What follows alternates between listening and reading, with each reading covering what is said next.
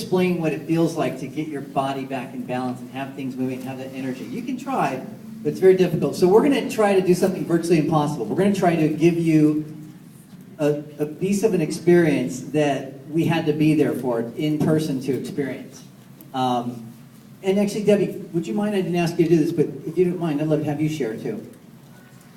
So these are some of our leaders. These are, most cases, regionals, executive directors, and some nationals and global. What we're going to share is just one or two things that meant the most to you at the event. Something that really was like an aha moment, or something that you were able to take away from one of the talks or one of the lectures, and you've been able to apply it, and how it's been like kind of, you're going, wow, this is really cool. I'll start to give you an example. And this is I think one lesson is that after 10 years, I'm still learning. Mm-hmm. After 10 years, I still walk away, and I learned something from a junior coach. And what I learned was from somebody who's only been doing this a couple years, but her background was she was a tennis teacher. And she realized that in this business, people will duplicate what you do. So when she got started in the business, she just started running and just started going out there and doing the best she could with her enthusiasm. But she didn't really read the details of the blueprint. She didn't really lock arms with her mentor and learn how to do it the right way. So for her first couple years, what she was doing is she was out there just winging it in many ways and not getting the best results. And she remembered that now, but she looked at her coaches that she had been sponsoring, and guess what they were doing? Same thing. And she realized that when she was a tennis instructor, she wouldn't just hand somebody a racket and they start hitting the ball. She would hand the racket and say, this is the handle, this is how you hold it, this is how you pull it back, this is how you put your body, this is where you want the ball to be when you hit it, this is how you move through. And then she would hold it with them, show them how to do it a few times. And then get them to get the feeling. And then, okay, now you do it by yourself. Good. Okay, now here, I'm going to throw you a ball. Boom, hit it. Oh, good. Here's another one. And so baby steps, not making any assumptions that people understand how to profile someone, how to find somebody's why. All these things we kind of start thinking we understand. So she has this concept called the practice partners. And one of the biggest fears that a new coach has, raise your hand, how many of your newest coaches have had the fear of, I don't know what to say. I don't know what to say to get somebody's attention, right?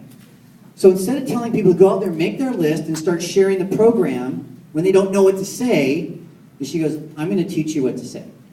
So we're going to do that just like we did in tennis. We're going to do a practice partner. So when you make your list, I want you to get 100 names, but why don't you find the top 10, the people that love you, the people that will help you because they care about you, and ask them if they would do you a favor and get together so that you can learn how to present the program properly.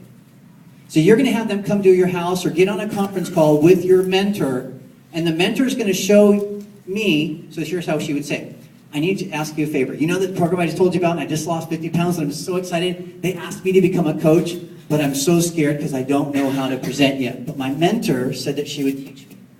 And if you would help me out, I need to ask a favor. Can you give me 15 minutes so that she can show me how to present, and I can listen to her, and you can ask her questions, and I can see how she responds? Because after she's taught me how to do it, then I'm going to try doing it on my own. And here's the cool part about this. How many of you think that's completely transparent and authentic? Mm-hmm. It is. And would 10 people that you know probably be happy to help out? And the cool thing is you can tell the person that, hey, there's not going to be any hard sell or pressure. You're just going to be there to pretend like you're in a meeting and learn and be like a real curious person and ask some questions. And we want you to ask a few questions.